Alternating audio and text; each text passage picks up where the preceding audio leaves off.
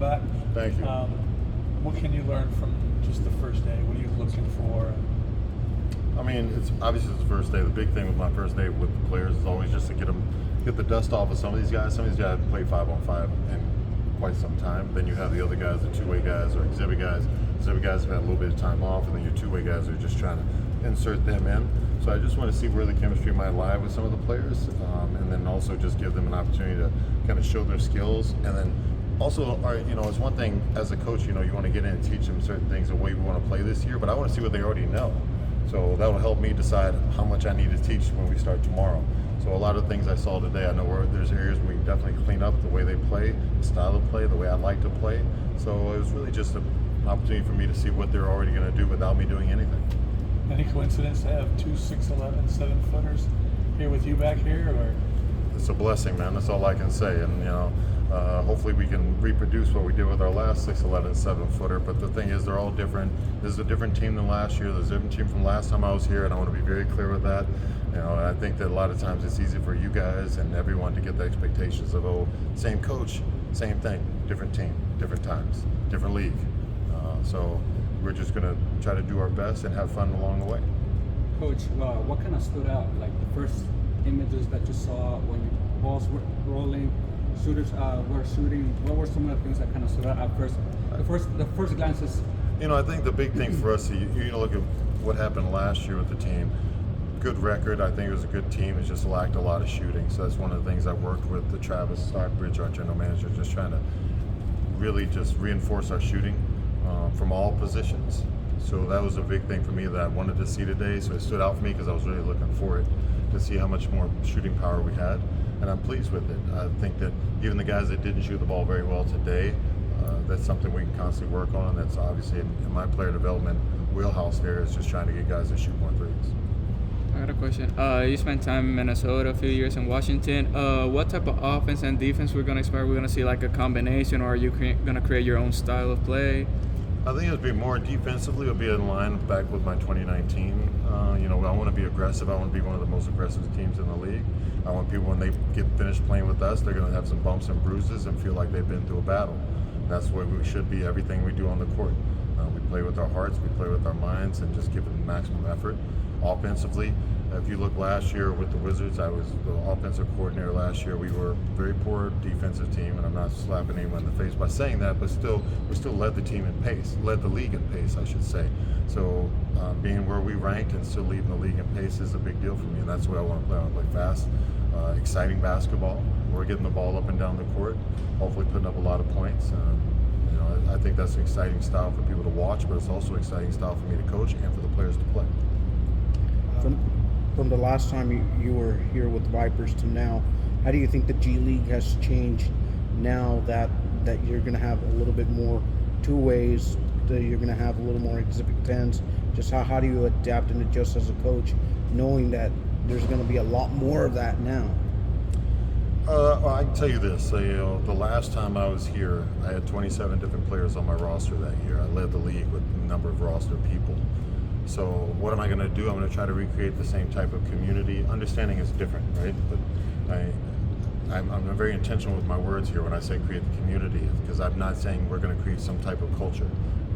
We are a community. We are inclusive of all cultures. Every one of these players comes from a different culture, different background. We want to include that where they want to be a part of what we're growing, and everyone from the outside wants to be a part of it as well. So if we create the correct community, it doesn't matter who comes, who goes. They're going to feel part of this. They're going to want to be a part of this. They're going to want to engage in this, and they want to help build this. That's my personal goal. Coach, how exciting is it to be back with the Vipers, who you helped lead to the third? Did you just read that question? I'm messing with you. Go ahead. Yeah, That's the question. I got questions and That's the notes question. written Yeah, down. no, you're good. Yeah. How exciting is it for you? How exciting is it for you to be back with the Vipers after leading up to the third championship in 2018? Very. No, I'm messing with you. Obviously, I'm thrilled to be back in the Valley. You guys, some of you may or may not know, but even after I finished in 2019, I still was coming back once a year to the Valley. I like the Valley. I love the Valley. I love spending my time here. I have tons of connections here with people. There's people I love and care about here in the Valley.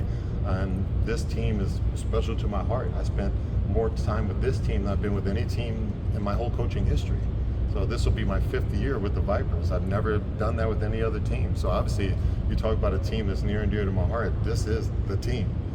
This is this community. I can't tell you. There's no way for me to put into words exactly how excited I am just to be back here in general, but also be back with this team, this organization, and have another opportunity to lead this team to a championship. Coach, the team went 20-14 during regular season. I know there's a showcase they went 9-7, but during the regular season, 2014 finished 6th. What can you do to help improve on that record? Because let's face it, this program has a championship pedigree. How do you feel you can get back to that standard? Well, I mean, that's such a broad question to ask. I can't. I'm no way going to sit here and say what they did last year was right or wrong. All I know is what I do and the way I do things. So I can tell you the last time I was here, we carried ourselves as a championship team, win or loss, no matter what. I think anyone that was around, especially you guys, the journalists, know that for me, we won a game, I would still talk about what we did bad. We lost a game, I'd still talk about what we did bad. It was all about getting better constantly, every single game. I remember that year we won the championship. Afterwards, I was sitting in the locker room with Coach Mahmoud, and we were talking about what we could have done better. We won the game. We won the championship. It was over, but it was so instilled in trying to get better every single day. And that's just the process in which I carry myself, and I'm going to push this team to be. How can we get better today? How can we get better today? And I remember, I don't know if you guys remember this, but last time I was here, I was always like, don't tell me where we rank. Don't tell me our standing. I don't care. It's all about what can we get better at. And that's my mentality as a coach, and I think that's what I'm going to transmit as much as I can to the players. I don't care if we're first in the league all year, if we're undefeated, I'm still going to be on their asses about how can we get better. So to that point, how do you maybe perhaps get a little bit better in terms of offense? It is a daily thing. It's a daily thing. I mean, and I think that for you to say, how do we get better at offense, you're already saying we're bad at offense, and we haven't played one game yet for you to decide that. You're deciding that off of last year. This is a different team. This is a different year. I'm a different coach. If we're bad in offense after 5 games and you want to ask me that, we have a good baseline, I'll be happy to answer that question. But right now, I have no answer for that question. We are this team. We are who we are this year. Back to your community question, you said you weren't trying to build a culture? Yep. Is that what you said? 100%.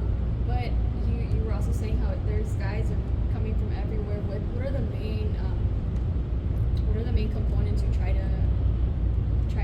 kind of base them on or group them on so you could form a team that can have good chemistry? Communication, respect, togetherness. I mean, listen, here's my thing. When I say community, tell me what makes a good community in general, and that's what I want to create. Respect, communication, working together, togetherness, aspirations to get better and grow as a group. This understanding of this is about the Valley is the same thing, right? I can see the same thing about the Valley. What do we understand about the Valley? Whether you're in Mission, you're in Alamo, you're in Brownsville, you're in McAllen, you're in Edinburgh, or Harlingen, whatever it is, right? You want people to be a part of this. You want people to, not just the people here to have pride in what they have here and being from here, but people want to come to the Valley. That's the same exact thing I'm trying to produce on this team, that they're proud to be a part of this, and people from the outside are jealous because they're not on this team. They're not a part of this organization. The fans that are cheering for the Texas Legends are hating on us because we got the best fans and we got the best community. So that's when I talk about that, that's what I mean.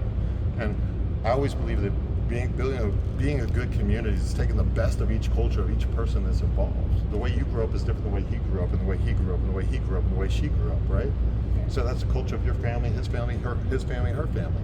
But give me the best of that. Let's put it all together and respect one another's values and the way we see things. And that's how we build community. And that's what I want to do with the players. And our coaches, by the way, not just the players, the staff, our organization, our PR, our marketing, our ticket sales, everything. We're all together in this. Coach, last one on my end. I know the last time I cracked out this question about the suits. Have you added any more of those quarter zips for your collection for game day? I'll be honest with you. I think that I'm gonna try to go all black as much as possible, just because it's easy. The one thing I loved about the suits, because I look damn good in a suit, but I hated traveling with those suits. Now, those quarter zips, they make it so easy. They don't even wrinkle very easily, so it's like perfect. Coach, one defensive question, all right? I remember you used to talk about trying to keep teams under 100 points a game. Still that emphasis? 100%. I mean, that's going to be my goal. Obviously, I do need to understand also that if we're going to lead the league in pace, that's a lot of possessions we're going to give the other team as well. So if we can keep them under 100, that's typically going to be a great goal for us, because if we do, that means we're doing well, because we better average more than 100 points a game. But realistically speaking, I think that top 5 DER in this league last year was under 105. So if we can keep teams under 105, I think we're doing pretty well. Well, even in the broadcast last year, we always mentioned you saying the team is under 100. 100%. Say it again, because unless we win the first one, they score 103, then say it was 105. I just have one more question about the new season. Fans going to be looking toward the new season. Got the Memphis Hustle coming up, game 1. Can you just let me know level of excitement? Like, how are you feeling going into game 1?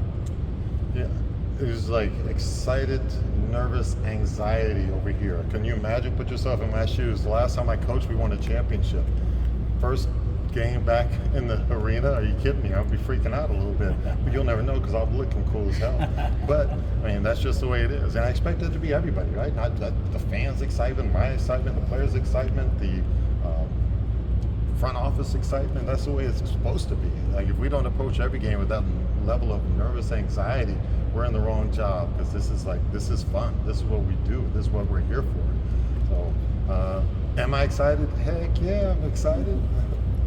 I heard all the referees had to take Italian classes. What are your thoughts on that? No, they know better. They're still gonna be. Actually, at the last year, there's a couple referees now that speak Italian. I had to watch my tone. For you guys that don't know, whenever I get mad at referees, I just go off in Italian. That way, I don't get technical. It's beautiful. Thank you, Coach. Thank you, guys. God bless.